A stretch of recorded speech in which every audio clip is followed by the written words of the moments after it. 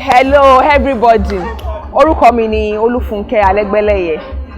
A wà ní location Omo Oluwere. Ìgbà tí mo ka story yẹn mo another style lele, another dimension lele mi tí ẹ rírí, very fantastic. Ṣé bá ń gbọ́ pé èèyàn ń ṣiṣẹ́, ó ní ìtumọ̀, ó lọ́pọlọ.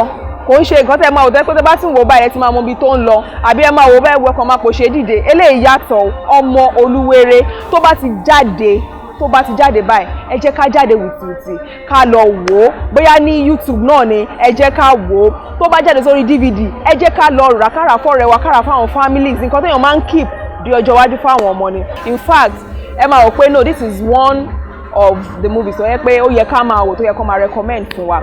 Very fantastic. Colleague mi ló ṣe, Jùmọ̀kẹ́, òun gan lásán ó ta yẹ́rìyẹ́rì, ẹ wò, you can't wait.